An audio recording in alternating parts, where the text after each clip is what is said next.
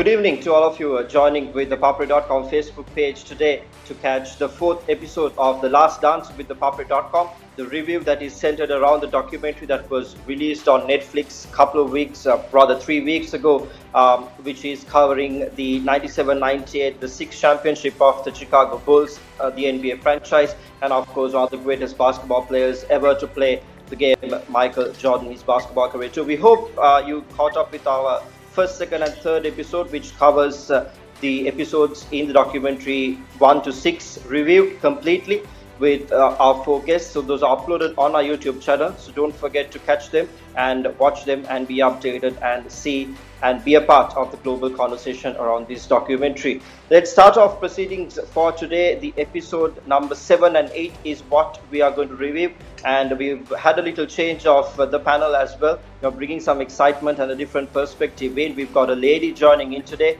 and then we have our usual gentleman joining with us as well. Let me introduce you to Tahira Kurtila. Welcome on the show. It's a pleasure to have you, and of course Nawat Vijay, our usual guest, and Shana Kamarasinghe is also joining with us this week. So welcome, ladies and gentlemen, both. Let's start things off, but before we go into the deep questions, we did speak about how Mafaz and Shanak embraced MJ and Chicago Bulls. Tahira is joining from a much more younger generation, of course. So how did you embrace MJ and this fame of Chicago Bulls, and how did you get introduced to MJ, and how did you know about these facts? Just give us a bit of information.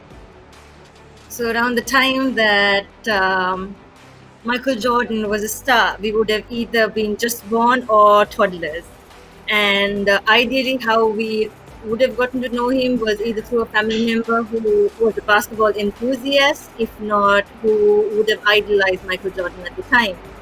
So obviously, in my case, in my personal experience, what I would say is one of my uncles used to play basketball for Sri Lanka. And in his case, he used to idolize Michael Jordan so much that he used to talk about the way he played and whatnot.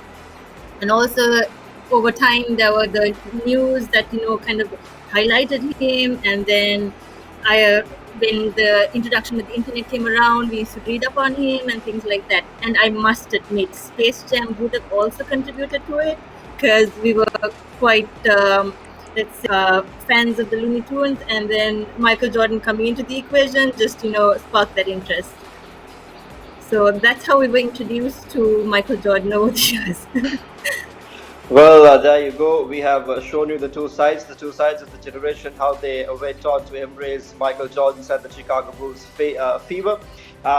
Having said that, now let's move on to the more deeper questions. I'll move on to Shanaka. Let's pick up from where we left Shanaka in the third episode, the mental and the physical tiredness of Michael Jordan and the media scrutiny. That's where the two episodes also start, the seventh and the eighth.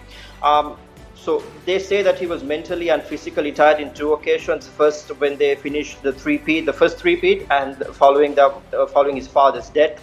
And then, of course, while they're hunting for the sixth championship, with all the controversies surrounding the organization. What's your take on this? And of course, laying off and coming back and then getting into the game as well. I would like you to touch on that as well. So just let us know your opinion.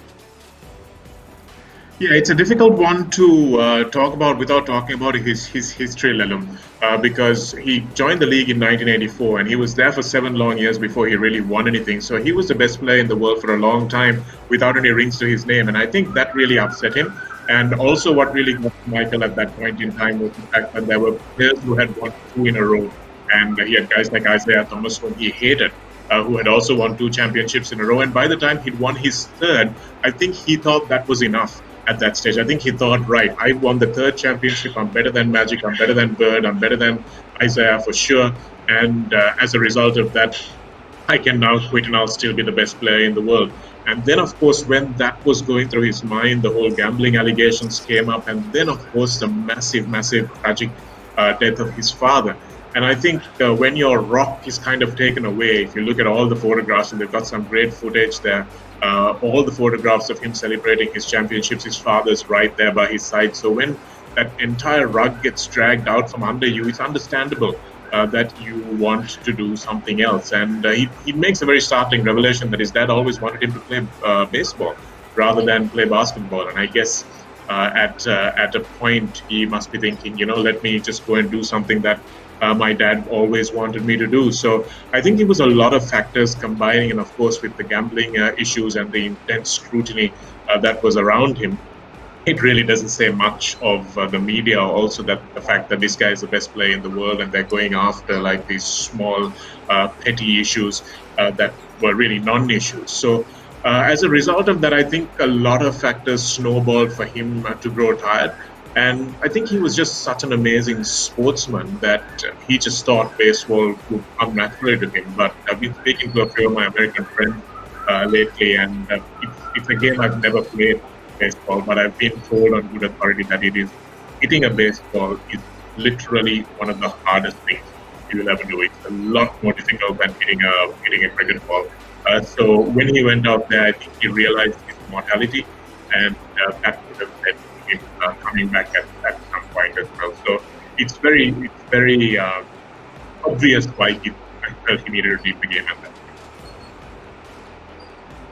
So Michael Jordan is human after all, is he? We have that quote up for debate later on, so stay locked and stay tuned and keep watching. Let me move on to now the second part where we left off in the third episode. We'll pick it up. The media scrutiny. I think it's highlighted a lot more than the previous episodes when Michael Jordan's father passes away, and that way of reporting is just absolutely not acceptable.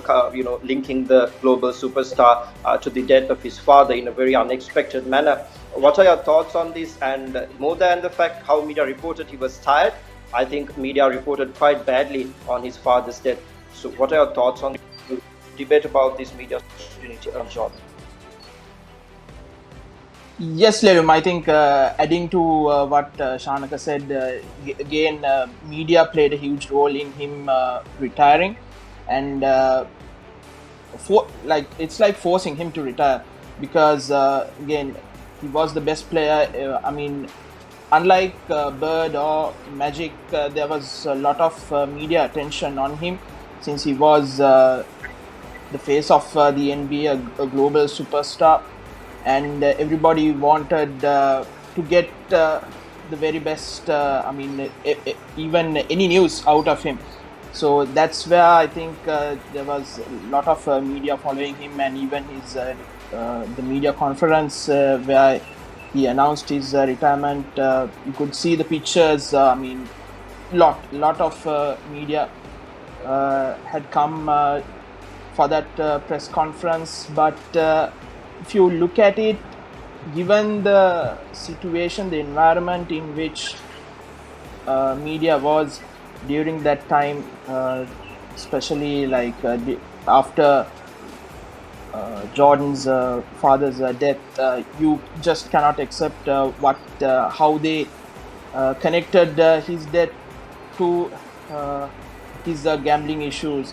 But given how the Chicago environment was during that time, especially with gambling and the mafia, you can see how they connected those, but again, not acceptable, and that was a major factor in him being forced into retirement, but in a good way, where he had time to recharge his batteries and come back again.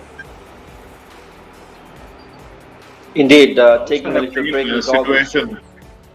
Yes, actually, I was go also ahead. wondering whether there was a situation where the city of Chicago and the Major League Baseball organization itself might have felt that they needed a bit of a shot in the arm, like a little bit of a facelift, a bit of a PR stunt. And perhaps somebody convinced him, and because he always wanted to play baseball, it might have shifted the focus from basketball, which had a superb image as it was because of him, and they might have tried to use his kind of drawing power into the game of baseball as well. So there's that angle which I don't think gets discussed. Well, definitely an interesting thought to think through. And with that, we'll move on to the most interesting questions this documentary discusses. I know Shanak will definitely have a say in it when I say it, so I'll come back to you after Tahira's opinion. I'll just read it out as it is. leave basketball, then go and play baseball, then of course get paid for basketball while he's playing it, and then come back and just win 3 championships. What a great guy, what a great sportsman. Let's move on to our lady Tahira. What are your thoughts on this? And what if this great guy actually proposes you? Would you marry her? What will your answer be? That's question number A. B, definitely, what are your thoughts on this debate about the greatness? Well, coming to your first question of if by chance Michael Jordan proposed to me, well, I would have a list of pros and cons. Given how I am also into many sports, I'm very competitive. I think there will be a clash there. So I have very mixed feelings about it. And well, of course, he is a legend, and it would be a dream come true. But I would, for now, I would say I would politely decline after having seen two sides of the story of how. 'Cause in general, we thought he was an idol. He was up there. He was like the perfect human being. But then again, hearing a few negatives from his teammates of how he was as a character and all of that, I would say politely decline. But at the same time, I would also regret that decision at some point. But yeah, it would be a dream come true, honestly. And coming to your second question about him leaving basketball and then coming back and being paid for it in due course.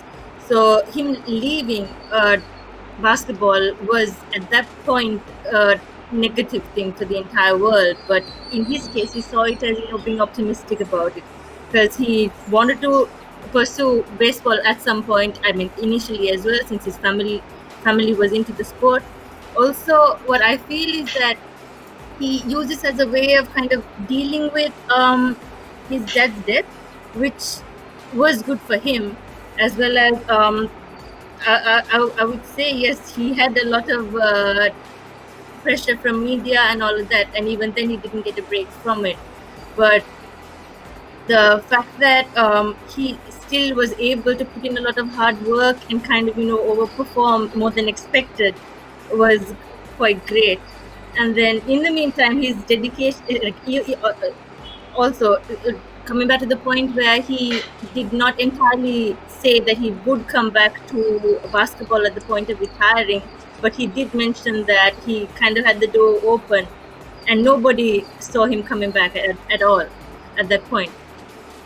And yes, he did spend about 14 months out of the sport, and then eventually, due to other reasons, he had to give it up, and then coming back to basketball, which then too people had their own assumptions of how he would perform, whether he would be in shape, whether he would still kind of be as great as he was at the time. Things like that was still like he never got a break from what people had to say. Overall, yes, he did perform as a sportsman, as an idol, but then again, he had his ways of, how can I put it, dealing with certain situations or circumstances. If you take his time playing baseball, initially when he started, yes, people had a lot to say about it, and then he started performing.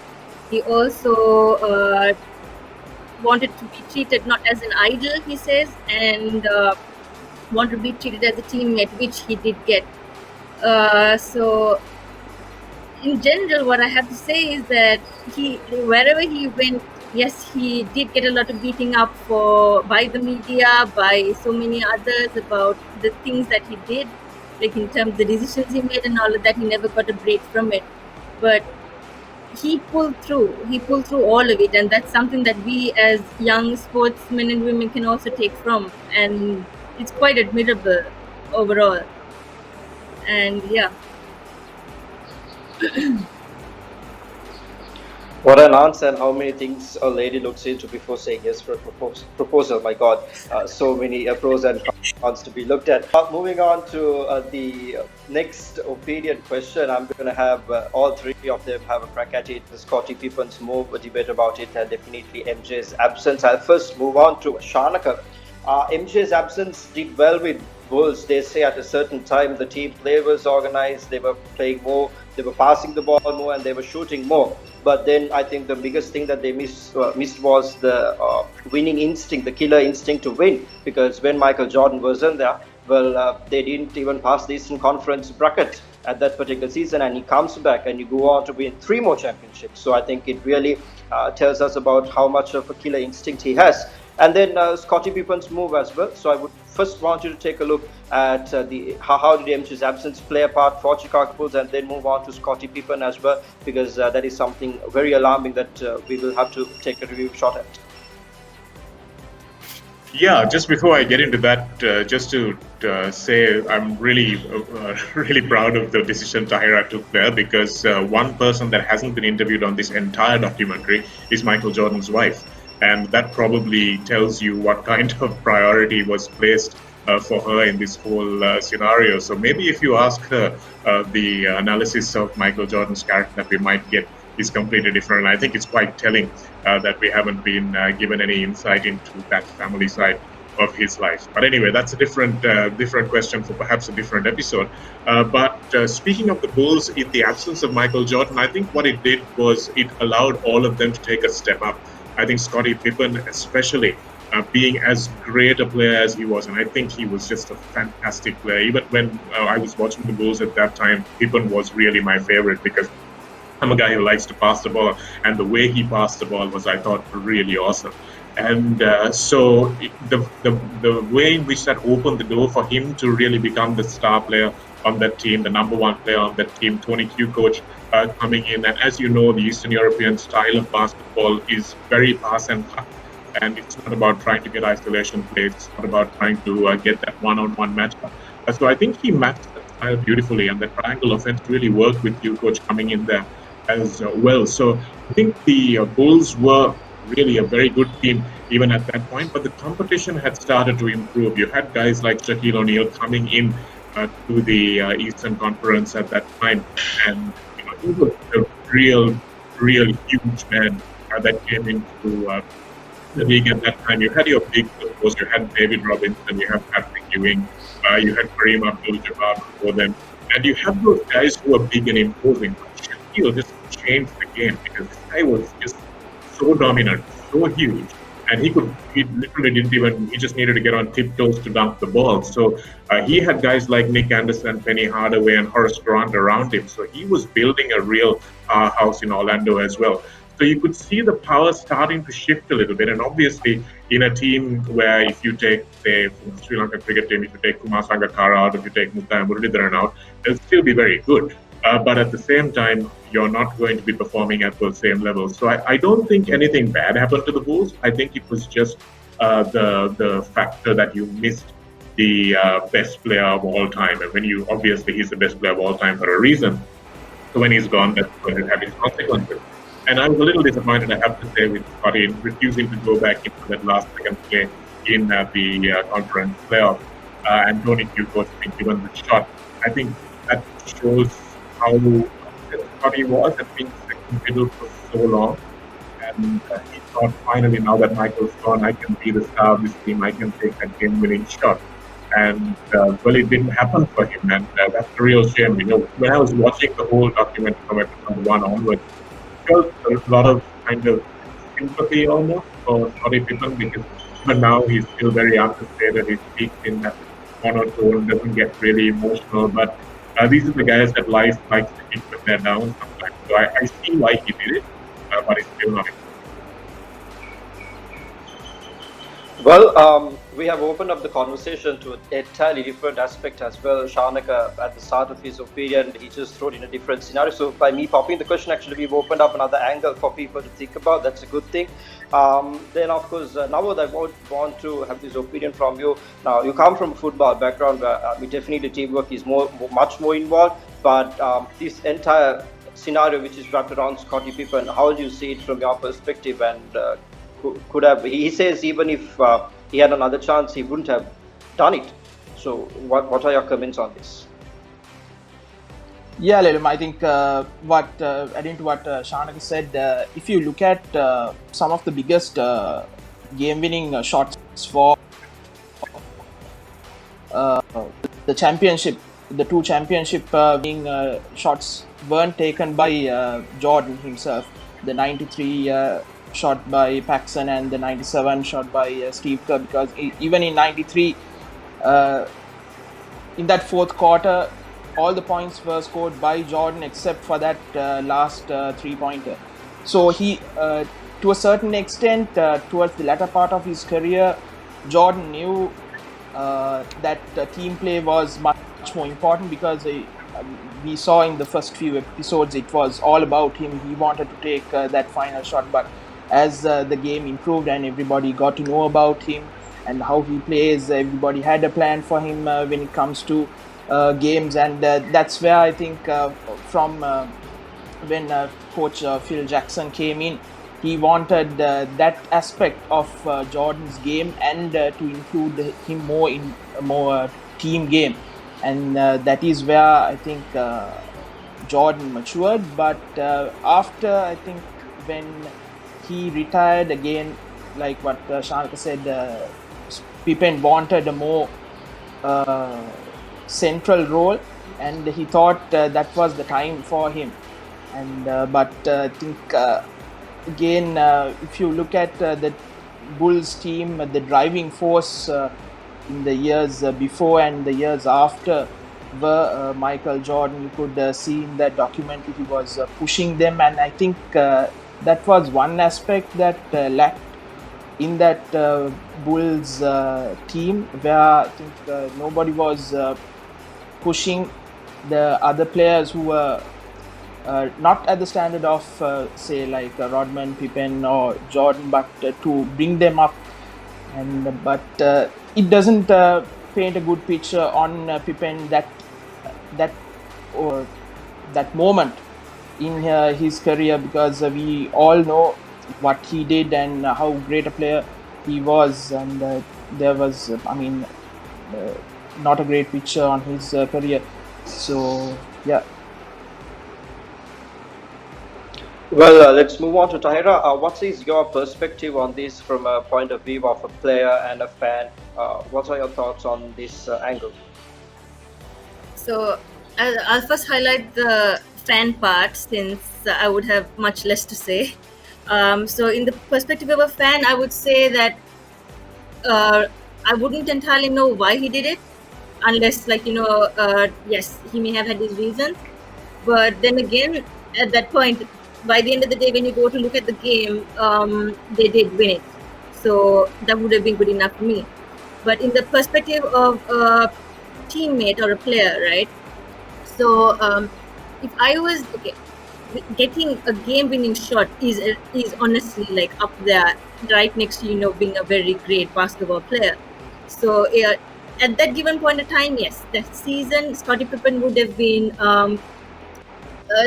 the next probable MVP. Also, given how Michael Jordan moved up, it was his time to shine. But at a given time like that, where it's a really close game with almost like less than 2 seconds to go for the game to finish, taking that last shot under so much pressure, it could have two outcomes. Either yes, you make the shot, or you do not make the shot, and then of course yes, you win the game or you do not win the game. But at a time like that, we would look up to our coach to make a call on how exactly we should play that game. If not, who is going to take that game-winning shot?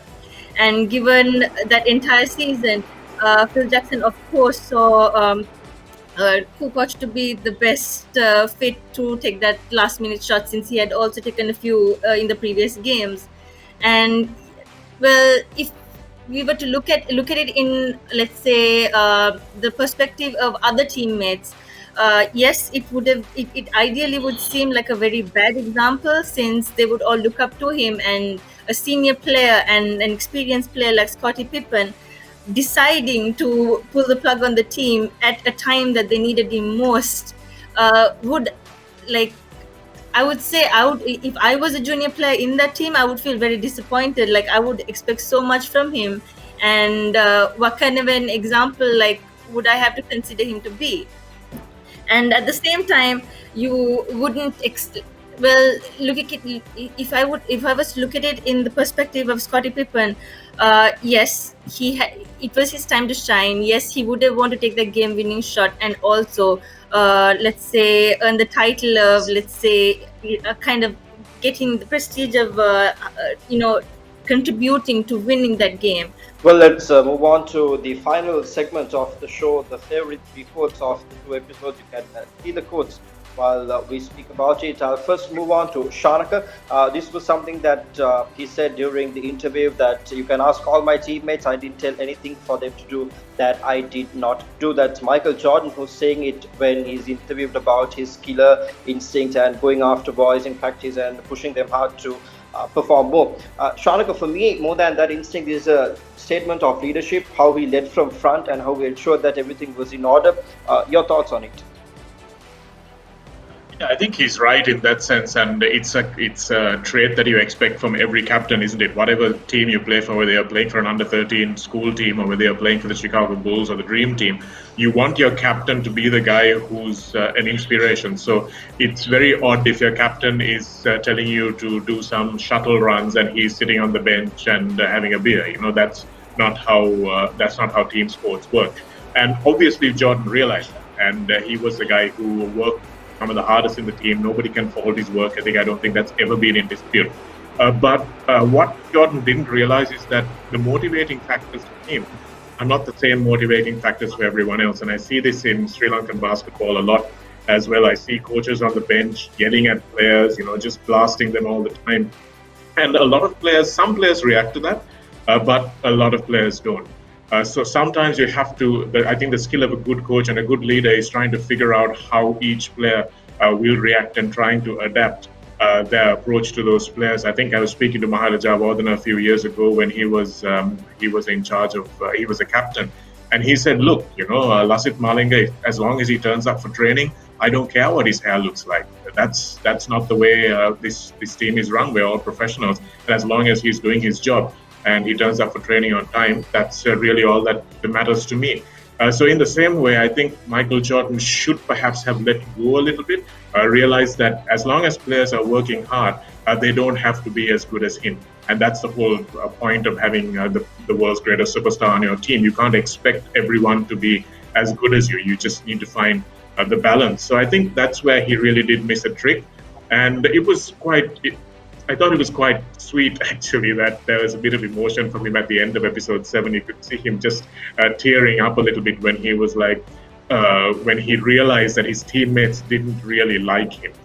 Because it's one thing to be the best player in the world and for all these random people who you've never met to be falling at your feet. But the guys you meet day in, day out, those are the guys you want to have a bond with. And I think when he realized that this is what these players have said about me, and perhaps they didn't like me even though we were at the top of the game at the time, I think that really had an effect on him, and perhaps it's one of the few times he's sat and reflected on it. And I thought that was really interesting. But yeah, he's got in punch-ups with teammates more than once. He's walked into timeouts, last second timeouts, and just said, give me the ball. Not so much under Phil Jackson, but under the previous coaches. It's said in Sam Smith's book that's exactly what it is. Just give me the damn ball. That's all he said in the huddle. So he was that kind of guy. But sometimes you need a player who will drag you along with them if your motivation is not enough. But it was interesting. I think it's a very fine line between taking the Jordan approach and taking maybe a softer approach, and still being able to get the best out of the players on your team. So it's a lesson. It's a lesson that even Michael Jordan is not perfect in how he deals with other people. Just to add on to that emotional list, I think the episode 8 also concludes with a very emotional scene where we can see Jordan crying after winning the championship as he misses his father, a huge mental aspect that played in his game. The next quote that we're going to take also was something that Michael Jordan himself, said in a team huddle just before a match. We'll move on to Tahira for the opinion. Starts off with hard work and ends with champagne. Let's start, says Michael Jordan. Now, this is a statement that shows how hard they're working. And of course, if you work hard and if you get everything right, your end goal is just as golden as it is. Tyra, what's your comments on it from a player's perspective, working hard during practices and moving on to win a championship? Well, winning a championship, well, I could honestly say we have to practice a lot. But then again, coming to think of it, it's not just all about practice. It's also kind of putting in extra hours of, let's say, motivating others as well. Because it's a team sport by the end of the day. Even if, let's say, I work on my own self, obviously the team also, the other team members also need to put in the effort and the hours. So just like how Michael Jordan tried to encourage his own teammates to be as good as he was, to be as dedicated as he was, if not be able to handle pressure and all of that. Honestly, it is a lot of effort because it can consume so much of your time, it can consume so much of your effort, and things like that. Also, I would say it takes up a lot of, let's say, uh, you need to set your mind at the right place also in the process, because regardless of what comes your way, you still need to be able to work towards that one goal. And if I am to reflect on the episode of how Michael Jordan had to put in so much effort, given how he came back from baseball. I mean, physically he wasn't ready to get back to the game of basketball. But then again, looking at how he put in so much effort, he also had to play with younger players and kind of, let's say, work with their talents to also bring about his old talents. Things like that. Those are a lot of pointers that we can actually learn out of. And yes, it takes up so much practice hours, and yes, you might be also let's say demotivated in the process if by chance things don't go your way. And if, let's say, you have a target of, okay, I need to get better at a certain skill, or like, let's say, achieve certain number of baskets over a period of time, things like that, there's so much frustration in between that we don't entirely kind of prepare ourselves for, but which can also take a toll on us. But as long as you can pull through all of that, and I'm going to quote Michael Jordan, taking negatives out of positives out of the negatives. That actually does kind of come in handy, because if you have the kind of mindset to not let it get to you entirely, or if not turn it into something that can bring out some good in you, or let's say your way of playing or your discipline, it would do wonders for us as a whole, not only in the perspective of sport but also even otherwise in life. So yeah, that's what I have to say about it. And in the end, all of his efforts did pay off. He put in, yes, it would have been in certain players' cases, it could also kind of be a little more frustrating, especially when someone's constantly trying to force you into achieving his goals. But in the end, most players in the documentary itself kind of say how whatever that Michael Jordan did worked.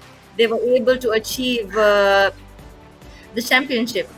So I think it there are a lot of pointers that we all can learn out of this, and also take into consideration and kind of try to practice as well. So yeah. Well, she spoke about that little passage where he came back after his baseball stint to play basketball, and this quote is also taken during that passage of play. This is something that a reporter says Michael Jordan is human.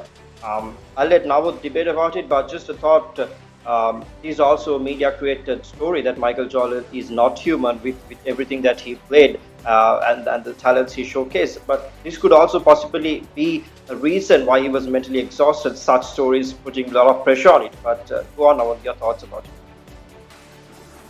Yeah, Lilum, growing up, you hear the stories, you watch the videos where everything that was about Jordan was that he was godlike, he was invincible, and all those stories, and even the stories we've heard from the other players, his contemporaries like say Magic and all those Pippen, Kerr, all of them. The stories we've heard was about him, how great he was, and what Shanaka told about him in that court where he pushed everyone, almost harassed the other players into being in testing them out into how good they were, because I think to a certain extent he wanted to know whether those players were up to the mark when the crunch time comes, and like guys like Paxson, Steve Kerr, I mean, those were the shots that those guys made. And when it comes to I mean, when you look at Jordan and how the Last Dance, the documentary has portrayed, they go deep into more than his game, and but what was he like. And when you see the episodes, like, you sympathize him, you dislike him, and you admire him for the stuff he did. And I think the human side of him was that he was affected by each and everything that even us gets affected, and even more, because the media was always at him, and that was a factor when he first retired. And Phil Jackson says, when Jordan said that he wants to retire, you're denying a gift to society. But he said he understood why he would go into retirement.